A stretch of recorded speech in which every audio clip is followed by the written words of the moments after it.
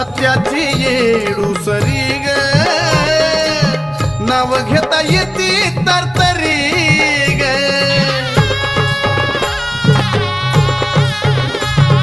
सत्याची येडूसरी ग